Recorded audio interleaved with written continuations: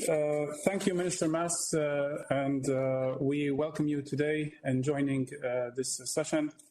And also, I wish to congratulate Germany on assuming the presidency of the Security Council for this month. And I would like also to thank the Secretary General for his briefing and the efforts of UNSMIL, led by Stephanie Williams, during these difficult times. I also want to deliver the speech on behalf of my Foreign Minister, Mohammed, and I thank you for accepting our request to speak last, because we needed to listen and reflect to all these statements, which topped up to 32. Although we wanted to speak in Arabic, so I hope the Secretariat will fix this issue in the future in terms of translation. Mr. President, I take this opportunity to thank Germany and Ms. Angela Merkel for her efforts to reach international consensus and find a peaceful solution to the Libyan crisis. Today's meeting comes in an important time and in the presence of all these countries. It's a good chance to officially announce the failure of the adventure led by the aggressor, which he named jihad and the open conquest. I hereby announce today the fulfillment of our previous promise that the invader won't ever enter Tripoli, and he didn't. Thanks to our national army and our valiant armed forces, we announce the triumph of our operation Burkan al-Ghadab, which represents the victory of those who call for a civil and democratic state over the defeated scheme of state militarization. The resilience of Tripoli is a symbol of resilience against all plots of counter-revolutions and those who support them, not only in Libya, but on behalf of the entire region. Ladies and gentlemen, as I have previously stated in my early briefings, since 2011, my country has witnessed attempts by several states to extend their control over Libya, plunder its wealth, and tear its national and social fabric. Those states benefited from the events to create chaos and settle scores on our land. They took advantage of opportunists to achieve their agendas by suppressing the dream of a democratic transformation that the Libyans aspire to. Today, while listening to your briefings, Libyans are wondering, now you are talking about a political settlement and dialogue? Where were you more than a year ago when bombs were falling on innocent people and thousands of civilians, including children and women, were killed? Where were you when our civilian infrastructure was being bombed and hundreds of thousands were displaced? All these violations and war crimes occurred before your eyes. What did you do to stop them? And what have you gained from this bloody adventure launched by a rebel obsessed with power? Today, we are hearing calls for reasoning, wisdom, and dialogue. But by whom? By states that were and are still supporting the aggressor secretly and publicly. Calls for reasoning by states that deliberately disrupted the path of UN dialogues and the efforts of its former envoy, Ghassan Salama, who spoke in an interview a few days ago with CHD, and after being freed from the restrictions of UN bureaucracy, he expressed his anger and hypocrisy of some states. And I quote, "I was stabbed in the back by the majority of the members of the UN Security Council. I no longer had any role. The day after launched his attack on Tripoli, he got the support of most of them, while we were being criticized in Libya because we didn't stop him. Some major states not only supported Haftar, but they colluded deliberately against holding the national conference in Ghadames," end of quote. Then we hear states talking about no military solution here. If these are the words of the 6th UN envoy to Libya, how can we trust the intention of international community for reaching a peaceful solution and its credibility in the future? Libyans and the people of the world are tired of double standards. Unfortunately, the UN, which is 75 years old, has become strained and helpless, and the Security Council has become just an arena for arguments and empty statements. Therefore, a real and fundamental reform is inevitable. What are the evidence of crimes and violations by the aggressor and his supporters are you waiting for? All of which are documented in your reports and in the reports of the ICC. What about the mass graves recently revealed in the city of Tarhuna? Bodies of children, women, and youth, where up to 220 victims were found so far among those who were buried alive. What about the explosive and mines planted in the homes of citizens south of Tripoli, resulting as of today in the death of 80 innocent victims with the testimony of the United Nations mission? This was nothing but a cowardly act carried out by the militias of Haftar and his mercenaries, reminding us of the atrocities of ISIS terrorists in Sirte. And yet, some still consider this war criminal a partner for peace. In this regard, we thank ICC and Human Rights Council for accepting our request to investigate these violations, and hopefully they will be bringing the perpetrators to justice. What other evidence and proof are you waiting for to see that there is an international formation of mercenaries, whether those affiliated with the Russian Wagner Group or Sudanese, Chadians, Syrians, who are working under the command of the war criminal and his agents? Libyans and all the world saw them fleeing their positions located south of Tripoli on TV.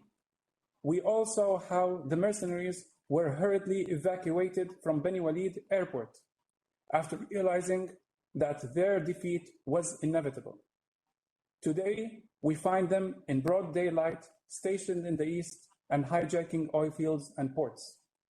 Therefore, we reiterate our request to the states concerned to withdraw their citizens and hold them accountable, and those who finance them, otherwise they are complicit in these violations and crimes, and the Security Council should impose immediate sanctions on these entities and individuals. In this regard, I would like to thank the Sudanese government for arresting more than 120 mercenaries a few days ago who were trying to infiltrate the borders to fight in Libya. And I tell my Russian colleague that when we talk about Wagner Group, we're not talking for sure about official soldiers. We're talking about a group of mercenaries that is led by this group. You might not have official soldiers, but there are citizens, and some of them are Russian citizens. So we ask your government, as other governments, to do the necessary steps in order to take them out of my country. Ladies and gentlemen, Libyans are wondering about the reasons behind the presence of some states in international forums that have no ties to Libya. For instance, why was UAE involved in discussing the future of Libya? Is it a neighboring country? A Mediterranean country? Is it a member of the Security Council? If UAE isn't interfering in our affairs as it claims, why do they rush to take a seat in every meeting? Why do they welcome war criminals and give them podium to hold press conferences, to incite war and provide them with funding and weapons? Why were Emirati officers recently featured in video recordings training Haftar militias on Russian Pantsir missile systems? Does Libya pose a threat to UAE national security? UAE is undoubtedly involved in supporting the unsuccessful coup attempt in Libya and in threatening international peace and security in several parts of the world, as indicated in various UN reports, and has not been able to date to defend itself to what was stated against them. And for all these reasons, we no longer accept its engagement in our political dialogues. And it's strange to hear the foreign minister claiming peace and stability and not able to speak about the loads of weapons that he's sending to the other party. In this regard, we call upon the United Nations also, or in this context, in this regard, we call upon the United Nations and international community to limit any future Libyan talks to concerned member states from neighboring countries, Mediterranean countries, and Security Council. If not, then we will demand adding other important countries to assure proper balance while discussing the Libyan matter. In the same context, we are astonished to hear some countries saying today that they are against foreign interference and call for preservation of sovereignty of Libya and its territories. and present unrealistic and unilateral political initiatives in absence of relevant players, as we have been hearing today regarding the so-called Cairo Declaration. Meanwhile, we see statements that threats of direct intervention, as announced by the Egyptian government, drawing red lines inside our lands, as stated by its president, and threatening to arm the youth of our tribes to fight their brothers inside Libya under the excuse of its national security. We totally condemn and reject these threats and remind everyone that their support to Haftar is what threatened international peace and security and regional stability and brought us to where we are today. We will face any aggression with firmness and strength, and we assure that Egypt's national security falls within Libya's national security. But Libya can't be reduced to a region on any country's border. We didn't interfere in others' political affairs, as it's their choice, but no one can impose their system on us. Moreover, Libya is not being governed by a tribal group as being falsely promoted. Rather, our tribes are our cultural and social foundation that we value and cherish, and any attempts to divide us will not succeed. And I remind the Foreign Minister of Egypt that we are the ones who defeated ISIS in Sirte, and we took revenge to those 21 who were killed from Egyptian citizens. We are the one who did so. It wasn't Haftar's forces who allowed them to pass from Derna to Sirte. We are the ones who recovered their bodies to send them to their families and to rest in peace. Those were the forces of Bonyan Marsoud's operations, the GNA forces, who today are being called terrorists and extremists. Ladies and gentlemen, the continued military operations until the entire Libyan soil is free of rebels, militias, and mercenaries is a sovereign issue under the responsibility of the Libyan state. It's the government and it's our national duty. Therefore, it is only the state that has the right to determine when and where it ends.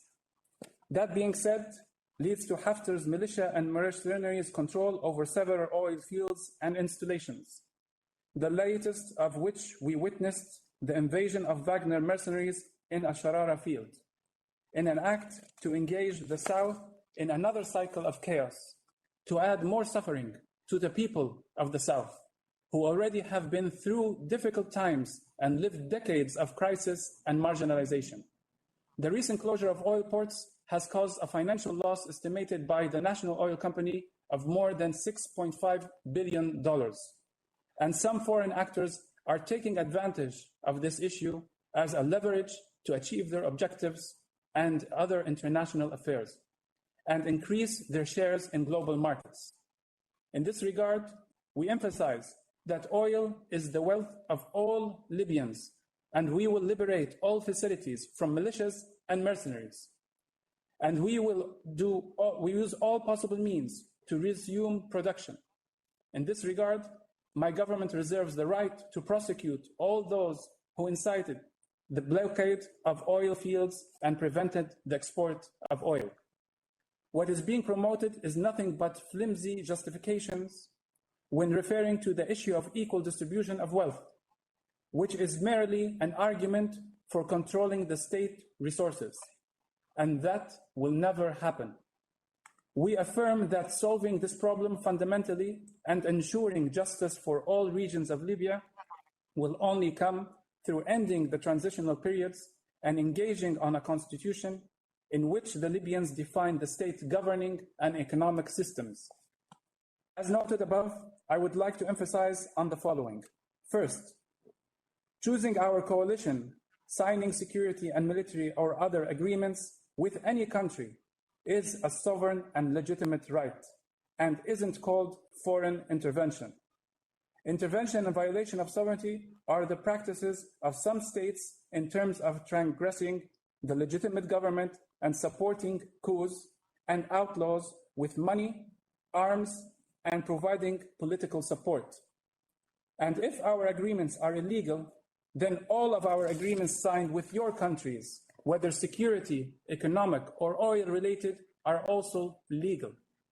Ladies and gentlemen, the definition of intervention when countries interfere in local affairs against the will of the state. But when we signed as a legitimate government, you are the only any agreement is totally our own responsibility. And I respond to the Foreign Minister of Greece when he's talking about respecting UN resolutions. I remind him that he himself didn't respect it by engaging and meeting with the parallel government in the East. That's a violation of the UN resolutions. Second, the Security Council resolutions on the situation in Libya calls on all states to support the government of national accord to extend its control over the entire Libyan territory, and imposing the arms embargo should be on those outside legitimacy, instead of undermining the government and support the coup against it, as in Resolution 2259. Third, we are all aware of the problem of the spread of weapons, militias, and armed groups that are present in most cities and regions. However, the solution wasn't and shouldn't have been by waging wars and fighting. The only solution is through putting an end to the division of the country, reaching stability, and embracing our youth and activating DDR and SSR programs. The solution further includes improving the economic and social situation. Our youth have been victims of conflict and the deterioration of this situation over years, so they should not be all put in one basket. Fourth, we believe in the significance of reaching a comprehensive political solution among all Libyans, a solution that leads to building constitutional institutions so as to move the country out of its current crisis. However, this shall not involve parties that have committed violations and crimes to seize power and militarize the state. Fifth, any political initiatives presented must be national-owned and under the auspices of the United Nations and in coordination with the African Union. We reject any unilateral initiatives that are not inclusive of all Libyan parties, custom-made for some individuals, and presented by impartial states that support rebels. Sixth, we request the presidency of the Security Council to hold a special and urgent hearing this month for the Sanctions Committee, with the presence of all states mentioned in the reports of the panel of experts on Libya and accused of violating the arms embargo in support to the aggression. I do not think that this request is difficult to fulfill and is equally important as today's meeting. Ladies and gentlemen, my government reaffirms its strategic choice to adopt peaceful solutions to the Libyan crisis to exclude foreign interference. It further reaffirms the participation of parties that believe in peace and work towards achieving it, which is in fact the approach adopted by the Libyan state on many occasions. We also call on the United Nations to deal with the issue of political dialogue between Libyans from now on in a different manner, since the circumstances have changed. There is no room to talk again about the outcomes of Paris, Palermo, Abu Dhabi, or others. You must expand the base of the political dialogue stemming from the Libyan political agreement to be more inclusive and include real actors, political parties, and figures from all regions. The only solution to the Libyan crisis and to end the fighting over legitimacy is to return to the Libyan people and end the useless transitional periods. The previous mistakes should not be repeated, and the custom-made solutions to suit certain individuals, groups, or countries must come to an end. The only solution must come through the constitution that was deliberately ignored in all political initiatives, despite the work of the National Elected Constitution Drafting Committee. We must organize legislative and presidential elections as soon as possible, as this will give the opportunity for the aspiring individuals to participate in the elections and prove their popularity and true legitimacy. This is the only solution for our self-determination rather than having our destiny being determined by others. This summarizes the political vision of the government of national accord for those who ask, and it is supposed to be the title of our Libyan dialogue. In conclusion, we call on all Libyans to reunite and side with the nation, and to work together to waste the opportunity for those who seek to divide us. The outcome of the aggressor's adventure was nothing but more killings and destruction for the benefit of other states and individuals. Our beloved people in the East, you have been throughout history a beacon of scholars, elites, intellectuals, and revolutionaries of Libya. We never recall in any time in the past where you sent your men under any pretext to kill and displace your Libyan brothers and sisters. You have always been the voice of truth and the wisdom of the voice of truth, and the independence of Libya and its unity were because of the wisdom of your leaders at that time. We all must remember our founding fathers from all over the country, east, west, north, and south, who contributed with their patriotism in establishing the state and uniting the nation, rather than destroying and dividing it. It is us who could stop all foreign interference, ambitions, and conspiracies, whatever and from whoever they are. So let's work together to build our future with our free will. Thank you.